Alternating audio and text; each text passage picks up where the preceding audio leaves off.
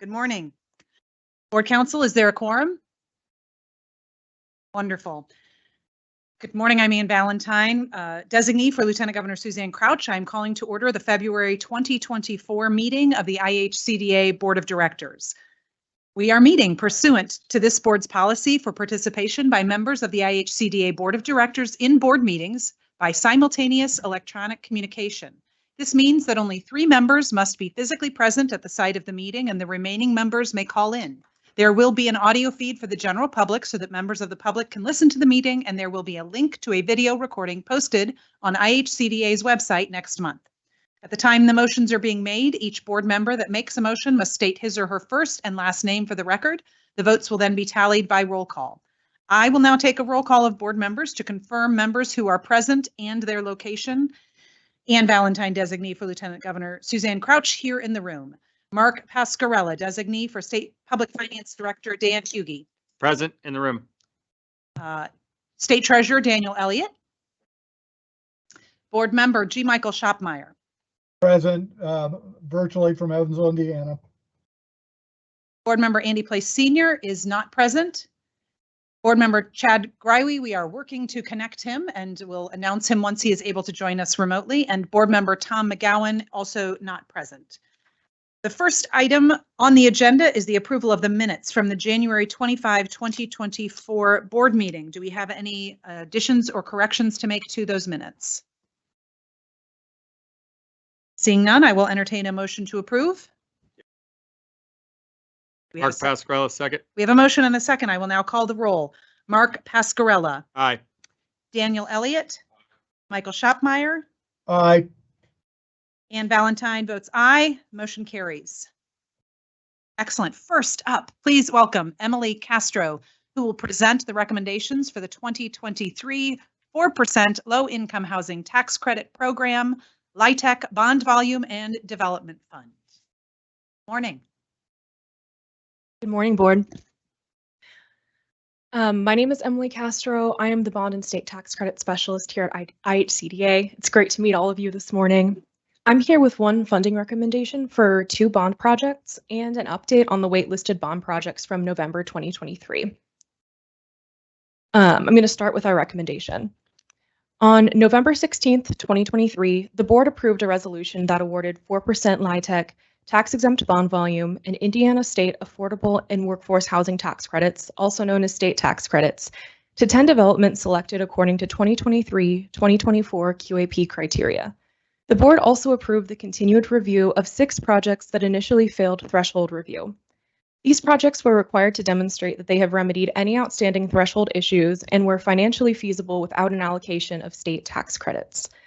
Continued review was also dependent on additional bond volume becoming available from the Indiana Finance Authority.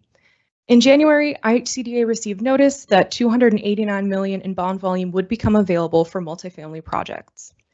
On November 21st, 2023, IHCDA notified these 6 applicants that they were eligible for continued review, with a response deadline set for December 31st. 4 applicants withdrew their projects or failed to respond by the deadline. After completing the due diligence process, IHCDA determined that the 2 remaining applications met 2023-2024 QAP criteria. The 2 developments we're recommending for funding today are Emerson Place Apartments and Honey Creek Village. Project details can be found in the board memo and in the development summary sheets for each project attached to the board memo.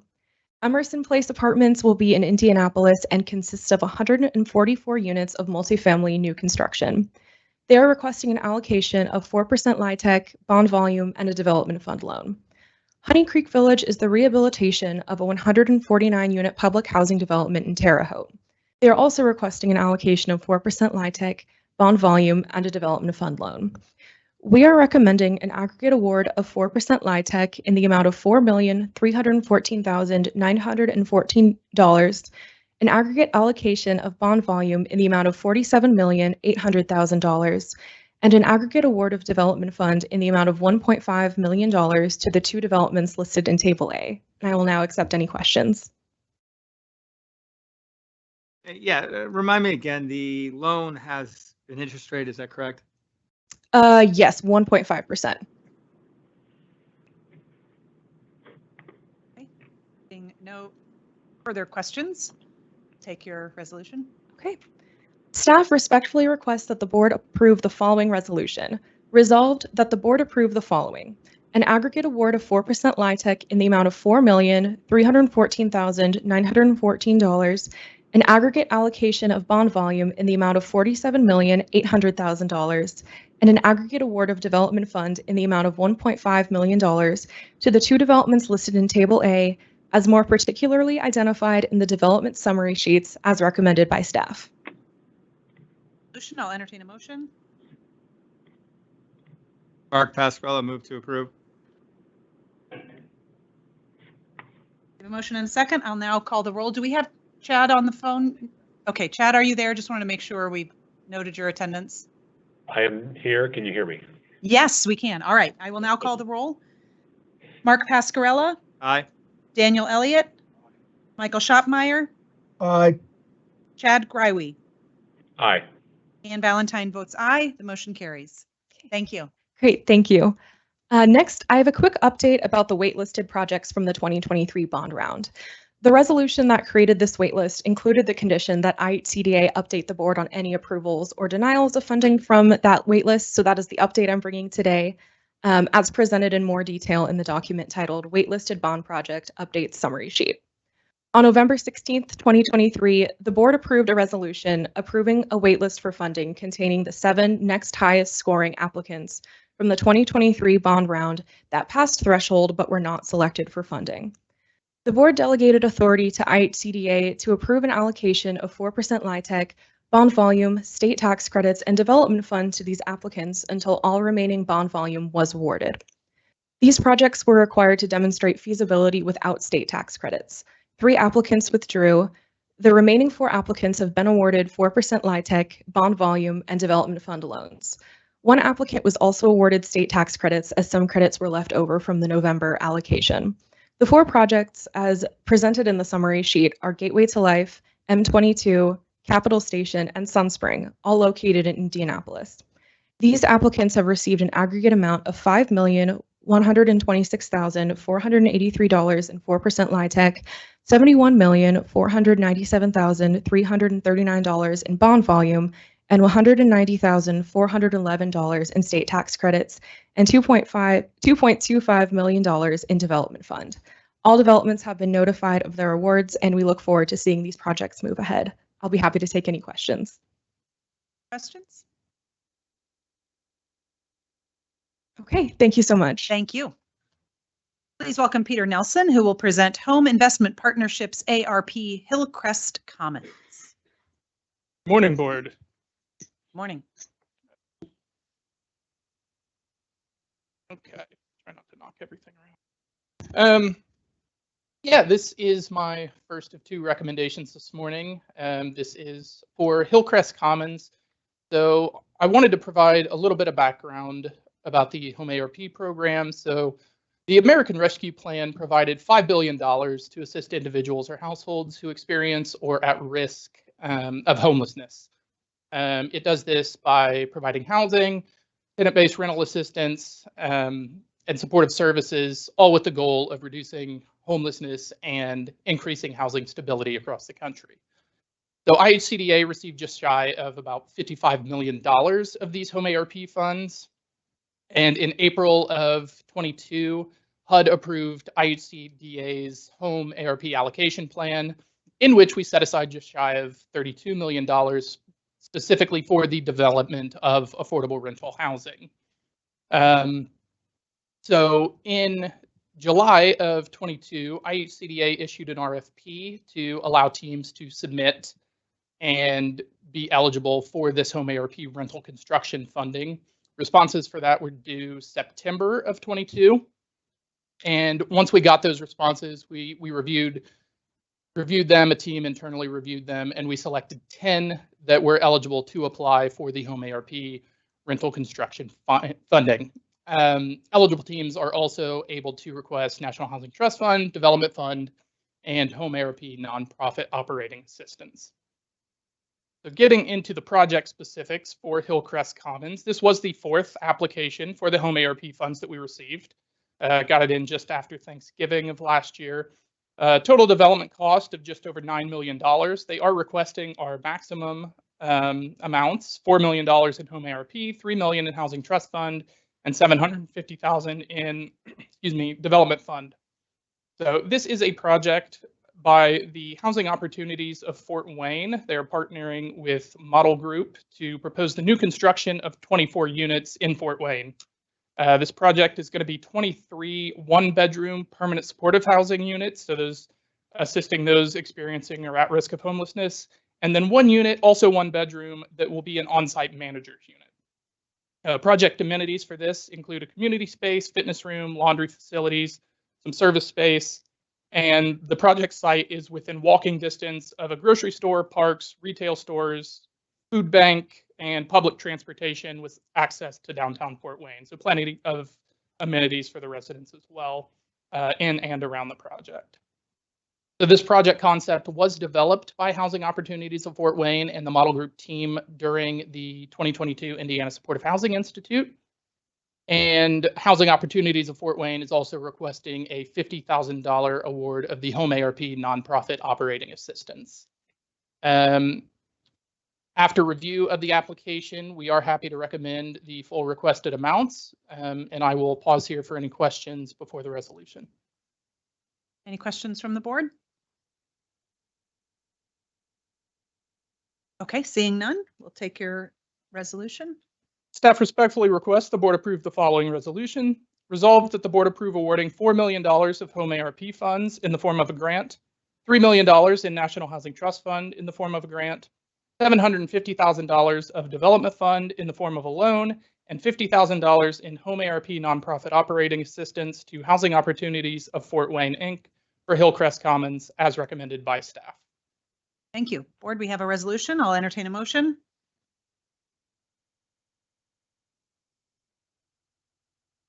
Thank you. Daniel Elliott moves that we approve the motion. Mark Pascarella, second. We have a motion and a second. I'll now call the roll. Mark Pascarella? Aye. Daniel Elliott? Aye. Michael Shopmeyer? Aye. Chad Greiwe? Aye. Ann Valentine votes aye. The motion carries. Next up, again, Peter. Yes. Thank you. Hold on, I got to read. Oh, I'll let you do it. I'll let you do it. Sorry. You're going to present Home Investment Partnerships ARP King Commons. Yes. Thank you. So yeah, King Commons. I will forgo the background and process. It is exactly the same. This is Home ARP funding again. So this application, King Commons, is located in Indianapolis. It is the 5th application we received for Home ARP funding just before Christmas of last year. Total development costs just shy of $11 million, requesting $4 million in Home ARP, $3 million in National Housing Trust Fund. This is Partners in Housing Development Corporation. They are proposing the new construction of 32 units in Indianapolis. This project consists of 1, 2, 3, and 4 bedroom units for individuals and families experiencing homelessness. I will say every time I see 3 and 4 bedroom units in permanent supportive housing projects, I am very excited. It is kind of a rarity, so it is nice to see units that specifically target families. So project amenities for this include common room, dedicated supported service space, and a food pantry on site.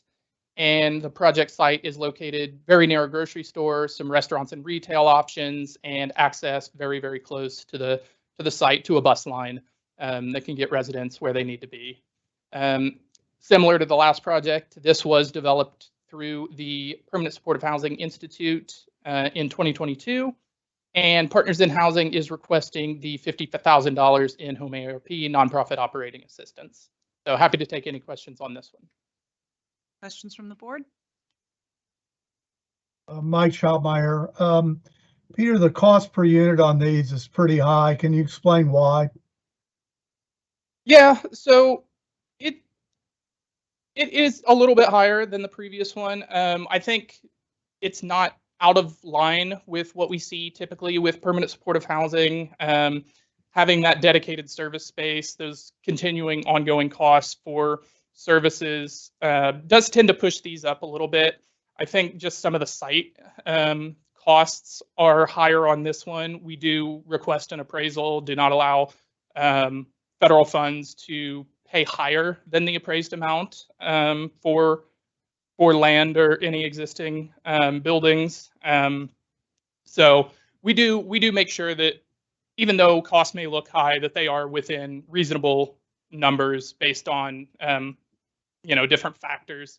And we do a cost allocation as well, that HUD puts out a tool that we can use to make sure the subsidy all lines up well and that nothing's above and beyond where it should be.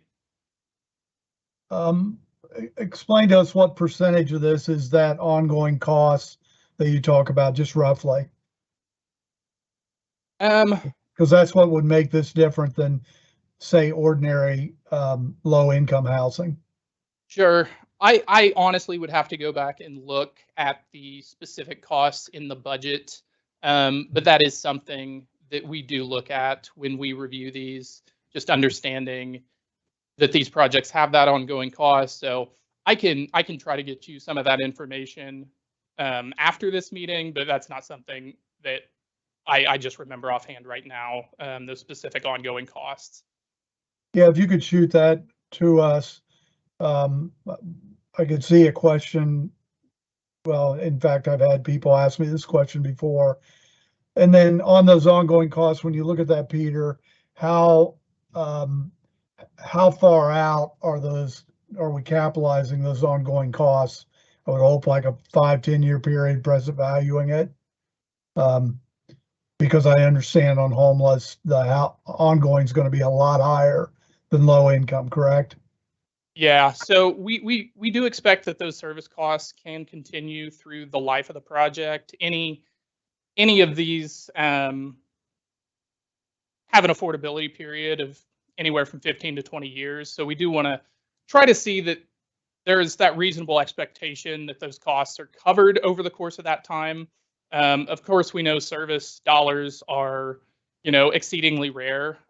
So we will continue to monitor stuff like that. I know some of our other home ARP funds are going specifically towards supportive services with projects that may or may not already have service dollars or are in effect and need additional service dollars. So yeah, we do expect that reasonable estimation that it could continue through the life of the project, but also understand that, as costs change, that's something that we'll want to monitor and be aware of. Thank you. Any other questions? Okay, we will now take your resolution. Staff respectfully requests the board approve the following resolution. Resolved that the board approve awarding $4 million of home ARP funds in the form of a grant, $3 million in National Housing Trust Fund in the form of a grant, and $50,000 in home ARP nonprofit operating assistance to Partners in Housing Development Corporation for King Commons as recommended by staff. We have a resolution. I'll entertain a motion.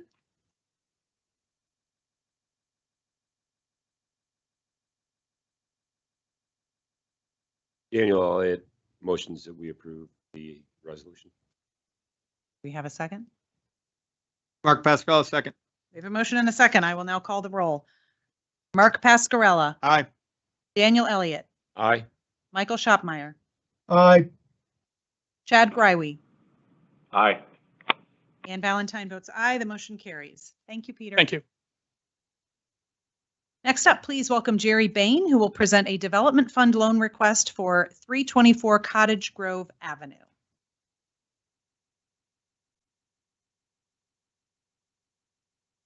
Good morning. At the end of last year, we received 6 standalone development fund applications, and I'm here today to recommend the other 2 expiring inspections. Right. Okay. Yeah, if you could move the microphone a little. There you go. Thank you. So the first one I'm going to talk about is 324 Cottage Grove Avenue. This is in South Bend, and it's to expand the South Bend Mutual Homes Cooperative by 1 unit. They have a long waiting list of people wanting to get in there. And so this request is for $114,620 to go towards the development of a single family home that will then become part of this cooperative. Great. Does the board have any questions? Seeing none, we'll take your resolution. Okay. Staff respectfully requests that the board approve the following resolution. Resolved that the board approve a loan from the Indiana Affordable Housing and Community Development Fund in an amount not to exceed $114,620 to South Bend Mutual Homes Cooperative, Inc. for the development of 324 Cottage Grove Avenue as recommended by staff. We have a resolution. I'll entertain a motion. Mike Schotmeyer, move for approval. Do we have a second? Daniel Elliott will second. We have a motion and a second. I'll now call the roll. Mark Pascarella, Aye. Daniel Elliott, Aye. Michael Schopmeyer, Aye. Chad Greiwe, Aye. Ann Valentine, aye. The motion carries. Next, Jerry will present a development fund loan request for Turnock Street fourplex. Yes, this is the first of two requests from South Bend Heritage Foundation. Again, this is to expand an existing project in South Bend. And they will be constructing a 4-unit rental development. 2 units will be at 50% AMI, one at 80% AMI. And they are requesting $380,000 for the development of this additional 4 units. Thank you. Do we have any questions from the board? Seeing none, we'll take your resolution. Okay. Staff respectfully requests that the board approve the following resolution. Resolved that the board approve a loan from the Indiana Affordable Housing and Community Development Fund in an amount not to exceed $380,000 to South Bend Heritage Foundation for the development of the Turnock Street fourplex rental as recommended by staff. We have a resolution. I'll entertain a motion. Move for approval. Mike Schotmeyer. Mark Pascarella, second. We have a motion and a second. I'll now call the roll. Mark Pascarella, Aye. Daniel Elliott, Aye. Michael Schopmeyer, Aye. Chad Greiwe, Aye. Ann Valentine, aye. The motion carries. Next item from Jerry, presenting a development fund loan request for Goose Court Phase 2. Yeah, we aren't sure how to pronounce it either. Goose House House. Right. So this is the second request from South Bend Heritage Foundation. They're requesting $400,000 to construct a 4-unit rental development consisting of 2 duplexes. This is, as shown, phase 2 of an existing, and they will dedicate 2 units at 50% AMI and 1 at 80% AMI. All of these development fund loans have been approved internally by our internal loan committee, and they've all been underwritten according to our normal standards. Great. Any questions from the board? Seeing none, we'll take your resolution. Okay. Staff respectfully requests that the board approve the following resolution. Resolved that the board approve a loan from the Indiana Affordable Housing and Community Development Fund in an amount not to exceed $400,000 to South Bend Heritage Foundation for the development of Hoose Court Phase 2 as recommended by staff. We have a resolution. I'll entertain a motion. Daniel Elliott moves that we approve the resolution. Second, Mike Schotmeyer. We have a motion and a second. I'll call the roll. Mark Pascarella. Aye. Daniel Elliott, Aye. Michael Schopmeyer, Aye. Chad Greiwe, Aye. Ann Valentine votes aye. The motion carries. Fourth and final from Jerry, the development fund loan request for Summit Hill.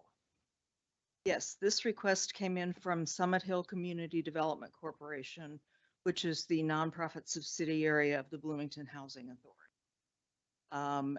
They, through a community process, determined that there's a real need for affordable daycare. So this building will have a daycare on the first floor. They have an operator already committed to operating it. The development fund will actually be used to construct 3 apartment units on the second floor.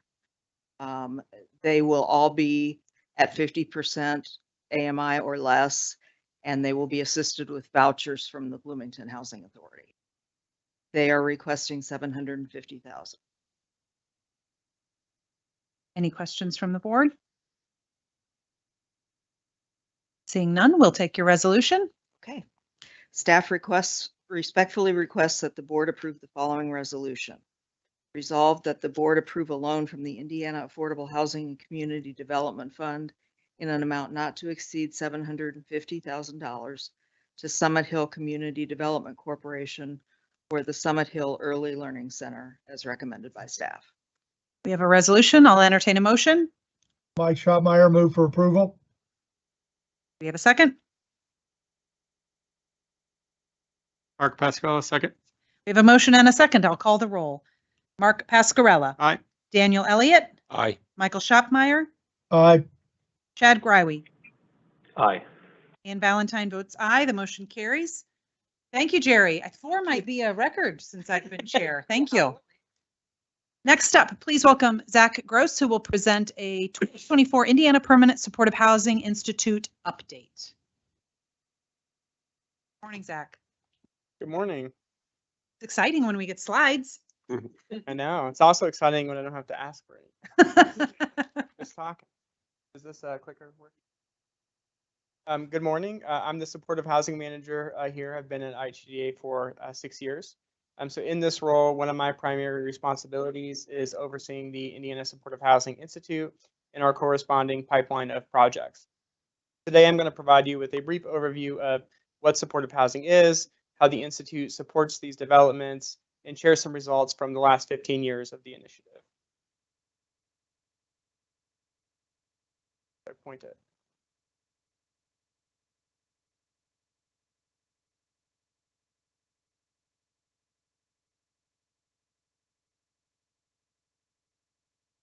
Thank you.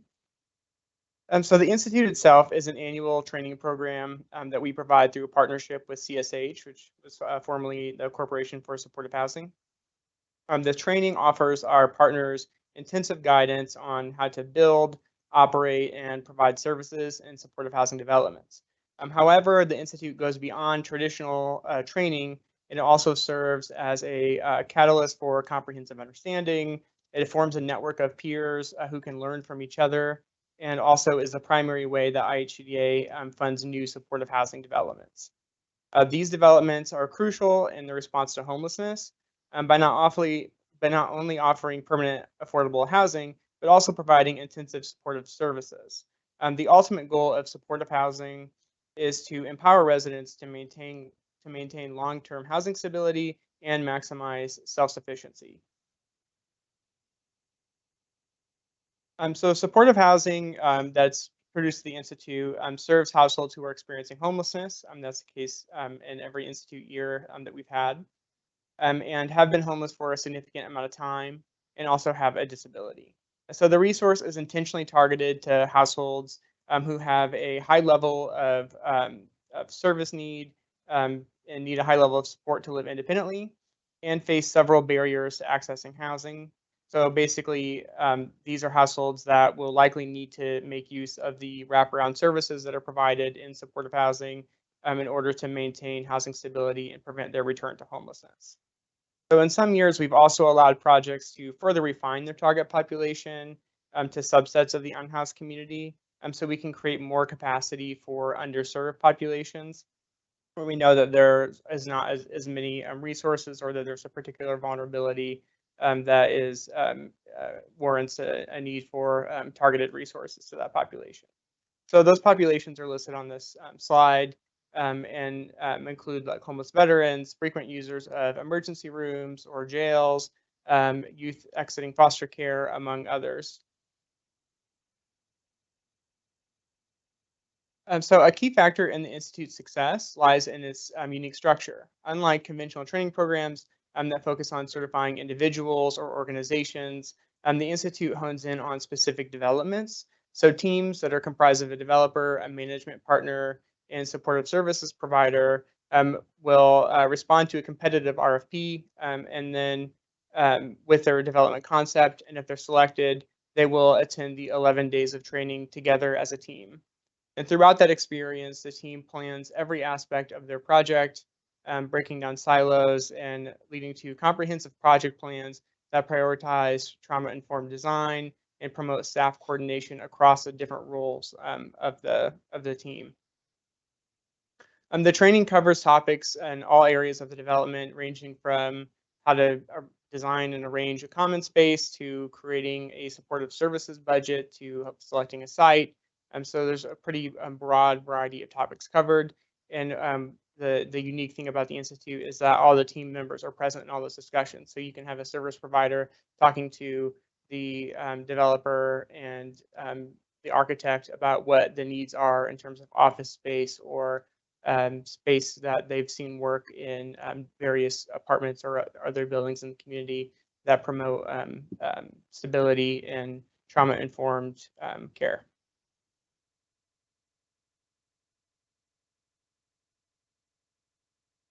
I think it's working now.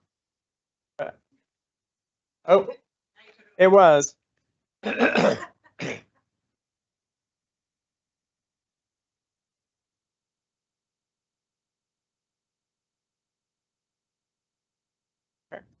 this diagram shows how we partner with the Corporation for Supportive Housing on this initiative and what our respective roles are. So in the middle, you'll see that development team. And then on the left, CSH, you'll see is primarily responsible for the training content and providing technical assistance between the Institute sessions and after completion of the Institute. Reviewing project plans to certify that they've completed all the sessions and that all the requirements and that the project will be one of high quality. And then also offering pre-development loans. And then IHCDA, on the other hand, provides some of the training content, particularly as it relates to our programs and funding. We deliver almost all of that training.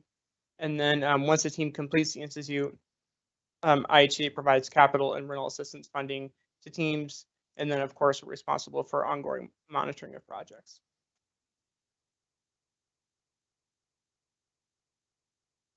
I'll let you advance the slides, so I don't know if that. Can you advance, please?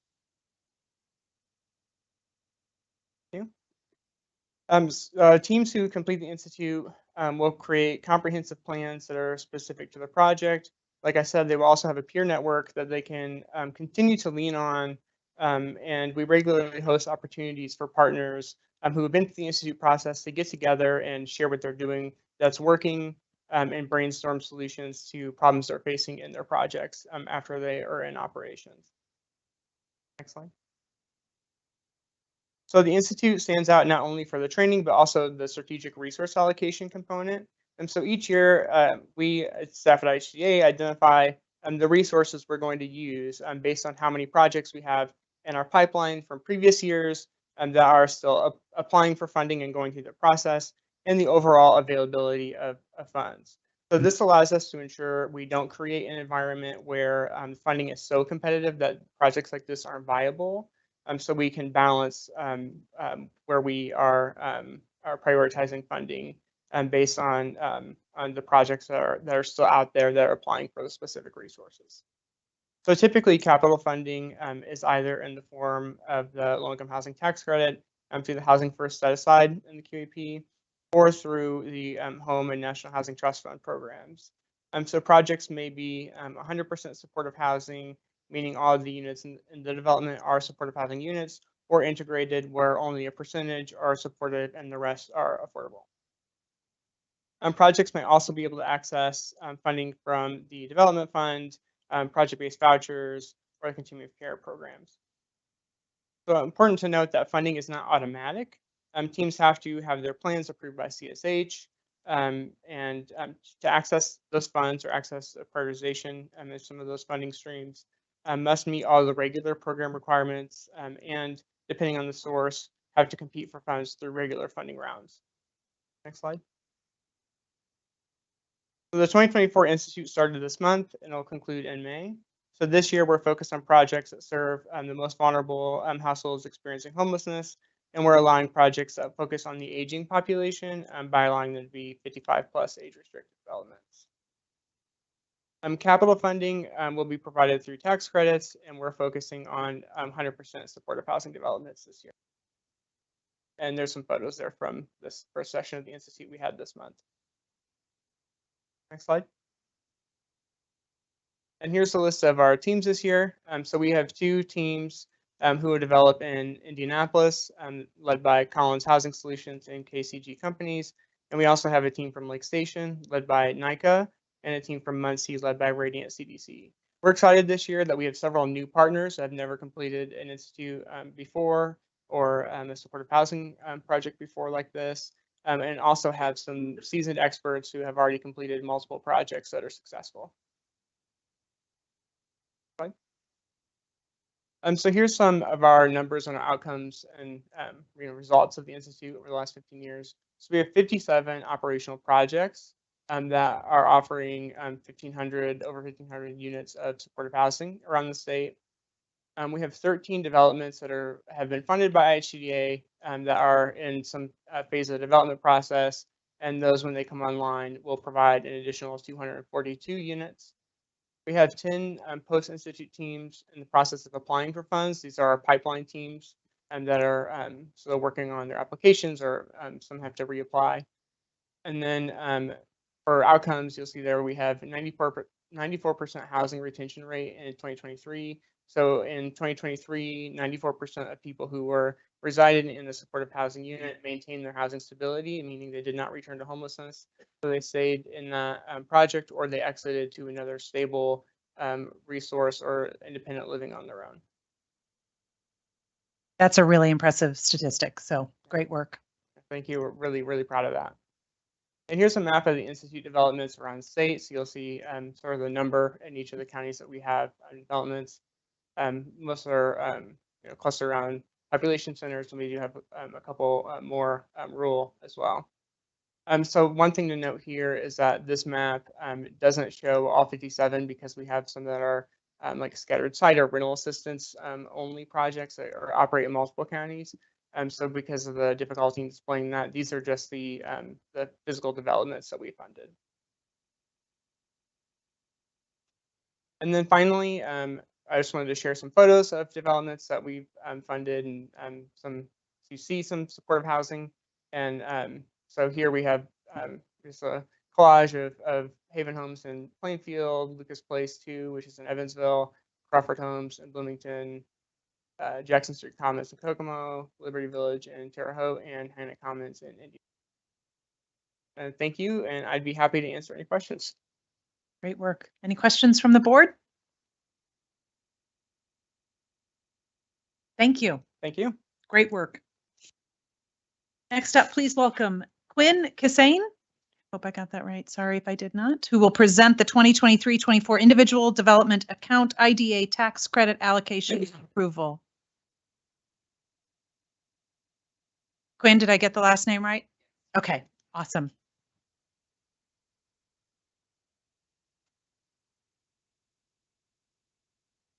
All right. Can you hear me okay? Okay. Good morning, everyone.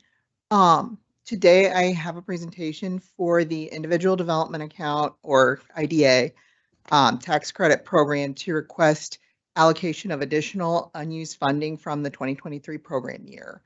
So to give a brief overview, IDA is a state-funded match savings program that's administered by local nonprofits to help low-income working families achieve financial self-sufficiency through education and asset building. IDA participants have approximately 3 years to save up to $1,500, and they are matched at a rate of $3 for every $1 saved, which they can then put towards the purchase of an approved asset, like a home, vehicle, small business, education, job training, or home repairs. The primary IDA program is funded through direct state appropriation. However, Indiana Code also allows up to $200,000 in state tax credits to be allocated for IDA administrators to help to raise funds by distributing to donors in exchange for those contributions, for which then they can use the revenue to fund a supplemental number of IDA accounts. So in July, we actually came before the board and requested the initial allocation for both the IDA and IDA tax credit programs. And then at that time, We had 23 IDA administrators who were approved, 3 of which also requested tax credits. Not all of the tax credits were allocated at that time. So since then, we've continued to work on education and engagement with the current administrators on the IDA tax credit program. And in December and January, we surveyed the current administrators to gauge their interest in receiving tax credits. And in doing this, we're able to have 3 additional agencies who've requested IDA tax credits. So what I'm here for today is to recommend the allocation of 2023 IDA tax credits in an aggregate amount, not to exceed $22,500, which would equate to 7 additional IDA accounts to the applicants as set forth in Table A in the board memo. I'll be happy to answer any questions. Any questions from the board? Seeing none, we'll take your resolution. Okay. Staff respectfully requests the board approve the following resolution. Resolved that the board approve allocating IDA tax credits in an aggregate amount not to exceed $22,500 to the applicants as set forth in Table A as recommended by staff. Board, we have a resolution. I'll entertain a motion. Mike Chopmeyer, move for approval. This is a really cool, creative program. I like it. Do we have a second? Daniel Elliott will second. We have a motion and a second. I'll call the roll. Mark Pascarella, Aye. Daniel Elliott, Aye. Michael Shopmeyer, Aye. Chad Greiwe, Aye. and Valentine votes aye. The motion carries. Thank you, you. Quinn. Thank you. Have a good day. Please welcome Rachel Sample, who will present the fiscal year 2023 Balance of State Continuum of Care Awards.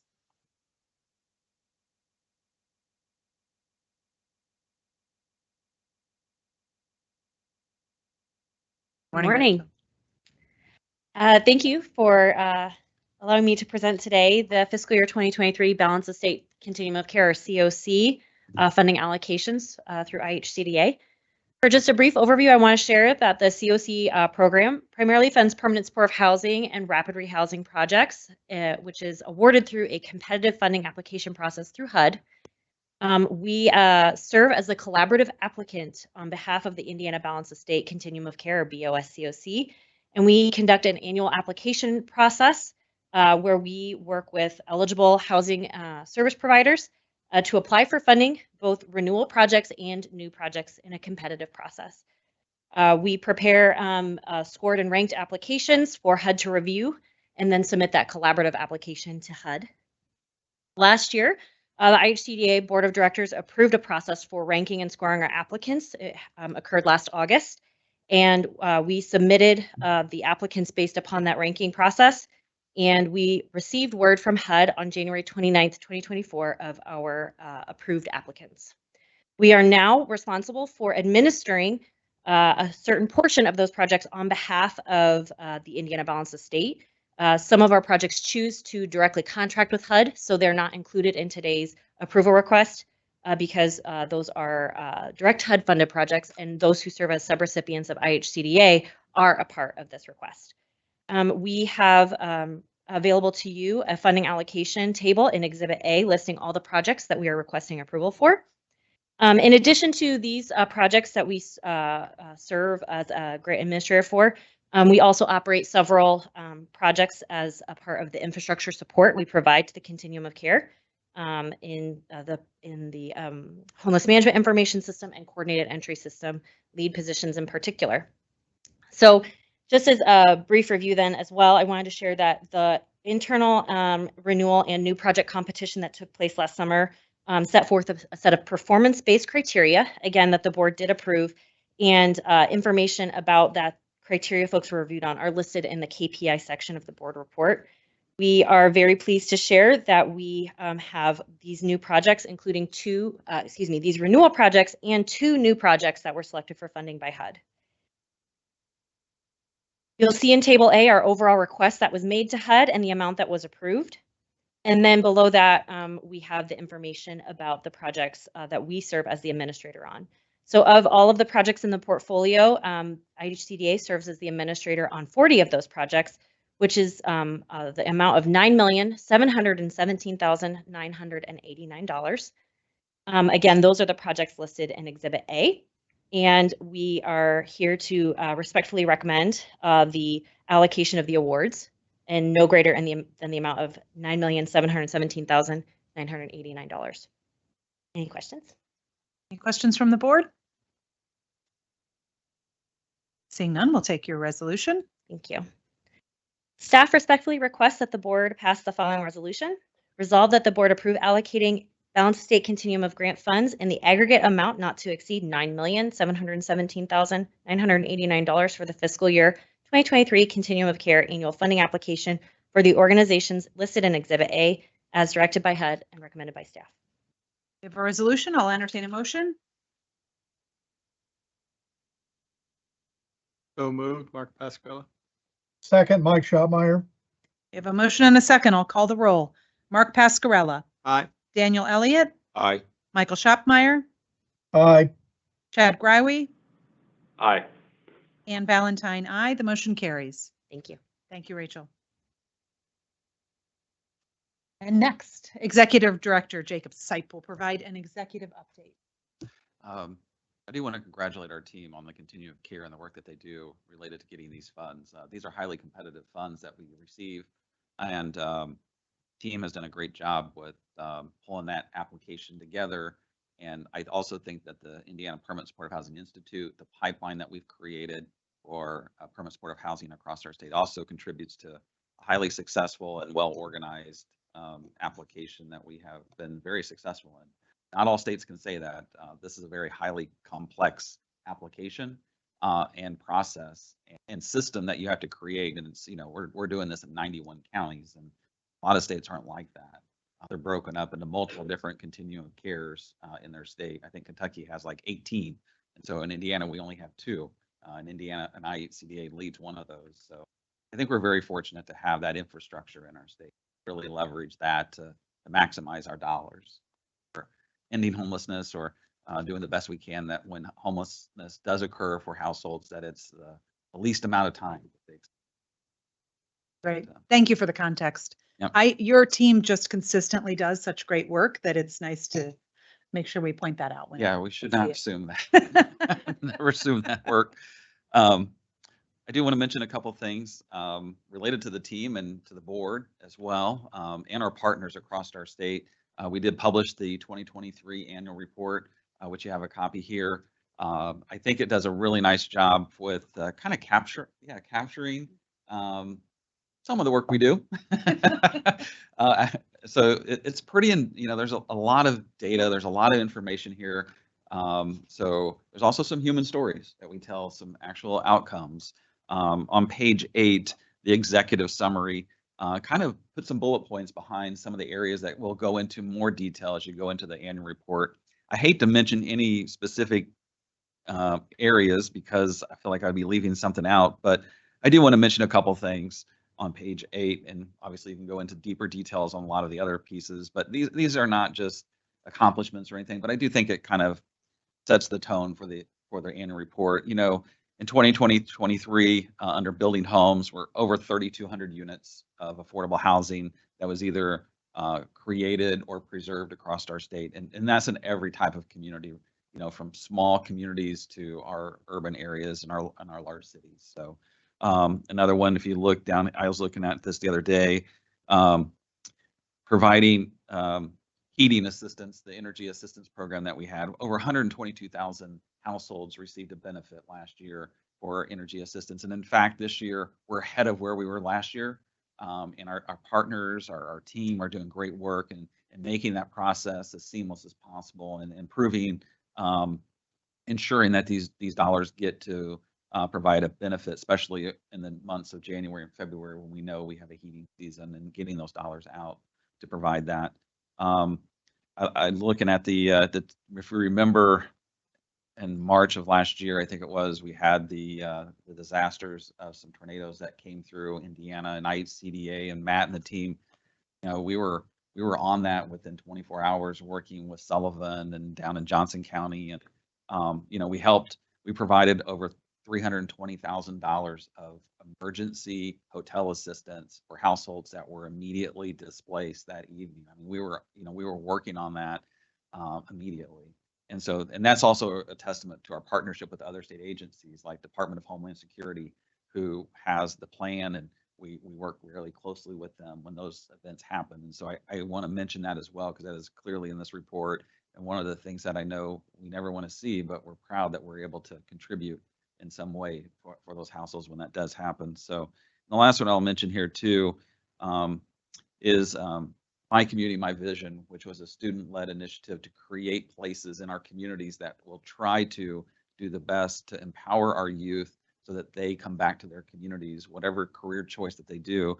And we had 7 teams last year across our state, and they raised over almost $230,000, and IHCDA matched that to activate space in their communities for those youth that they felt were important for them to stay in that community. So really proud of the work that went into this. I just highlight just a couple of things there. So I know we have the hard copy here for our board. There's also a electronic version that's on the website as well that you can kind of flip through as well. So just a really kind of, when you take a step back and look at it, it's always kind of amazing at what IHCDA and the partners that we have, whether that be other state agencies or not-for-profits or for-profit developers, and the work that they do across our state. So, and leveraging these dollars.